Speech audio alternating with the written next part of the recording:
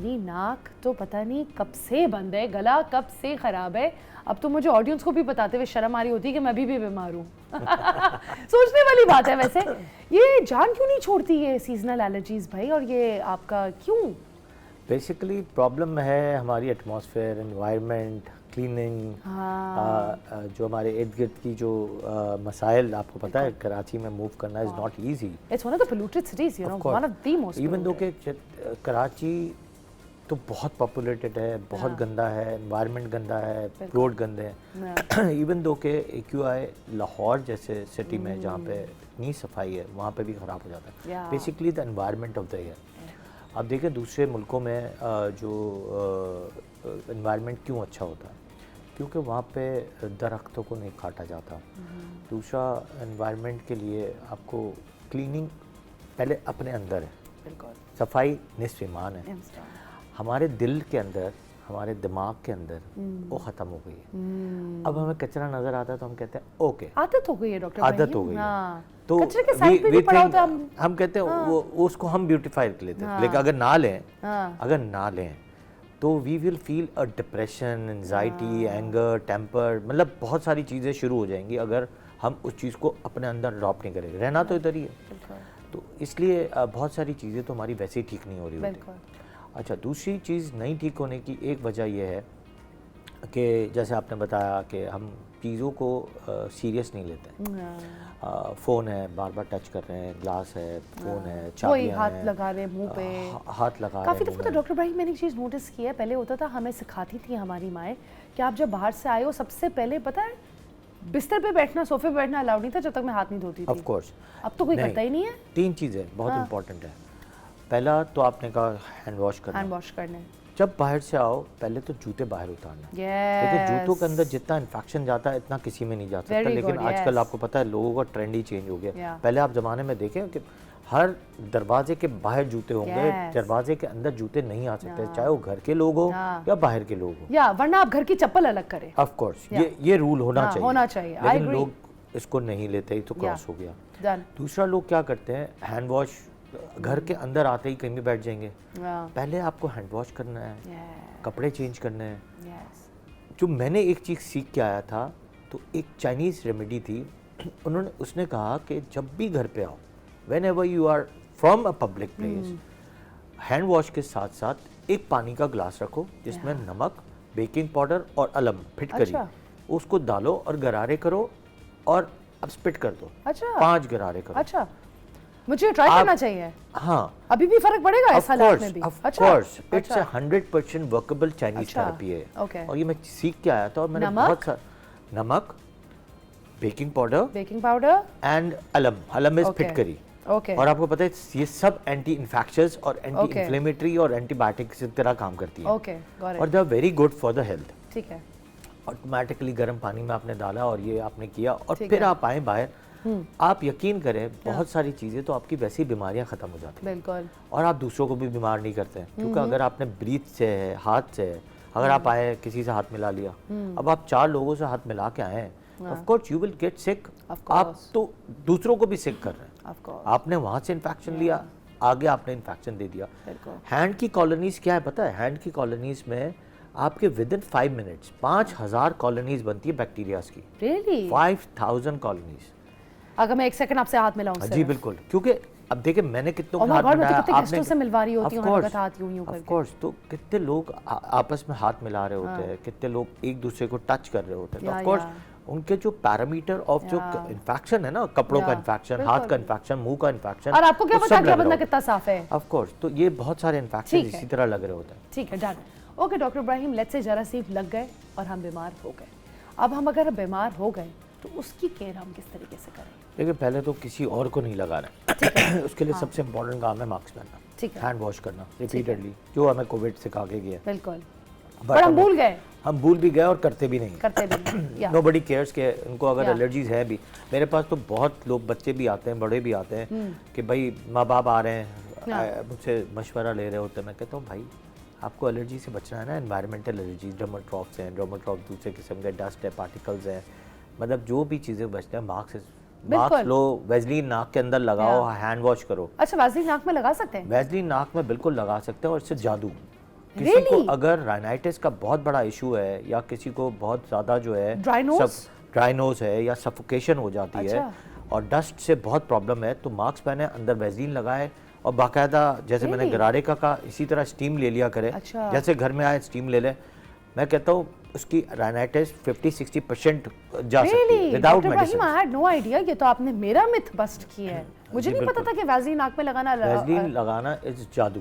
अच्छा, और मैंने I'll try कितने today. लोगों को बताया है What और about यकीन Vicks? करें, no Vicks Inside the nose? No No? You can not Vicks कहीं भी, क्योंकि अच्छा। विक्स में कंफोर होता है और बहुत हाई कंटेंट ऑफ मिथाइल और मिथॉल होता है, वो आपको और सफोकेट करता है। Really? तो don't use Vicks. Oh my God, no wonder I've been using it so much. नहीं, विक्स तो आप और सफोकेट होंगे। हाँ, और आप सही कह रहे हैं, मैं एकदम से चोक करके उठती हूँ देखिए जिस कभी-कभी तरह खांसी हुए। की दवाई आप लेते हो हाँ, और तो थोड़ी देर तो सप्रेस होती है, इसके या, बाद बहुत ज्यादा कफ बहुत होती है। ज्यादा हो जाती है। तो आपको होम रेमेडीज लेनी है। कफ हो गई, don't take cough syrups. Mucus हो गया, डोंट टेक कफ सिरप्स। अब होम रेमेडीज रो डिटेक्ट कि आपको वायरसेस हैं या बैक्टीरियाज हैं। ज़्यादातर 200 वायरसेस हमारे इर्द गिर्द घूमते हैं, बैक्टीरियाज बहुत कम घूमते हैं। अच्छा। लेकिन हम क्या करते हैं, पहले वायरस का नाम लेके, मेरी क्लिनिक्स में माएँ ये कहती है वायरस सेल्फ प्रिस्क्राइब कर लेंगे एंटीबायोटिक। वायरस हो गया है, हमने ये एंटीबायोटिक दे चुकी हूँ। अब तो आजकल आपको पता है क्या हो गया, बड़े मजे की बात ये हो गई है कि they ask everything to the ChatGPT. और चैट जीपीटी जो है दबा के जो है बहुत मिसकंसेप्शन बुद्धू बनाता है लोगों को, बहुत बनाता है। और चैट जीपीटी खुद लिखा हुआ होता है कि भाई मैं मेडिकल प्रोफेशनल नहीं हूँ, पूछ लो तब भी वो किसी कहते और नहीं से। हमें मेडिकल उन्हें नहीं प्रोफेशन नहीं पूछना। समझते, कहते पैसे नहीं देने डॉक्टर। हाँ, पैसे नहीं देने। तो this is the psyche of the patient. कोई बात नहीं। इससे अच्छा, कोई वैसे डॉक्टर फर्क भाई नहीं हमारे पड़ता। लिए लाइक आपने जो जब मुझे ज्यादा पहले बीमार होता है तो डॉक्टर ही याद आता है और कोई याद नहीं आ सकता। Always go to a professional health care professional. Please अपनी हेल्थ को इतना क्वैक्स के पास भी ना लिया करें, क्वैक्स के पास भी नहीं, क्वैक्स के पास भी ना जाएं जो मिसडायग्नोज आपको करें। Of course. अच्छा डॉक्टर भाई, हमें तो अक्सर एक सवाल आता है, हमें अक्सर एक सवाल आता है, मैं भी उसी कैटेगरी की हूँ कि मैं एंटीबायोटिक से तो ऐसे भागती हूँ जैसे किसी को उधार दे रहा हूँ। लिटरली मुझसे एंटीबायोटिक नहीं खाई जाती। मैं हर्बल रेमेडीज़ करती हूँ। हर्बल रेमेडीज़ में हमें हमेशा सवाल आता है कि स्टीम लेने का सही तरीका क्या है। लौंग, विक्स, पानी, नमक, क्या? लौंग और अजवाइन। अजवाइन भी? अजवाइन इज अ जादू और एंटी इन्फ्लेमेटरी है। तो मैं अजवाइन की चाय पीती हूँ। नहीं जी, अजवाइन की चाय भी पिए, अजवाइन की स्टीम लें, अजवाइन अच्छा। का कावा पिए। अजवाइन इज जादू। really अच्छा, इसी तरह जो एंटीबायोटिक की आपने बात की ना, तो हर्बल में antibiotic is garlic. Garlic is a good source of antibiotic. इसी तरह ट्यूमरिक है, हल्दी।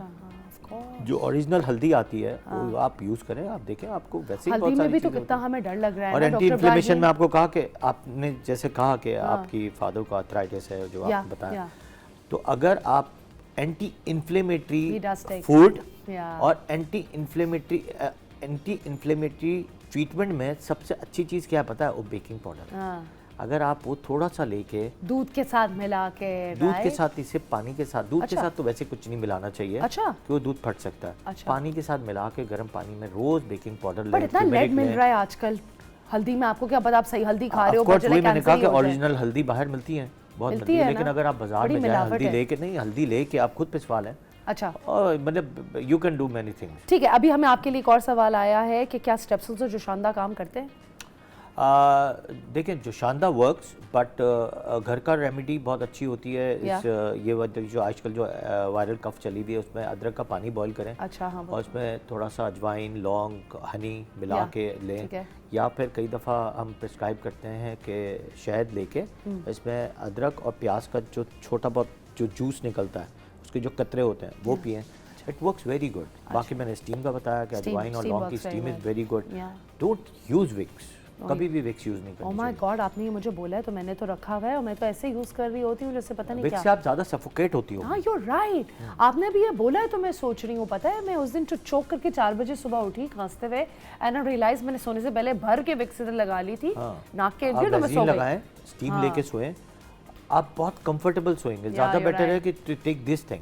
और कावा पी के सोए, मैंने आपको बताया कावे का तरीका। अच्छा, वैसे डॉक्टर इब्राहिम एक और चीज़ आपसे पूछना चाहती थी। मेरी कुछ दोस्तें यूज़ करती हैं वो नेजल ड्रॉप्स नहीं, वो नेजल स्प्रेज। या sprays, are they effective? What are they for? देखिए, कभी कभार देखें नेजल स्प्रेज भी कभी कभार काम करते हैं। It's good for the sinusitis and allergies and rhinitis.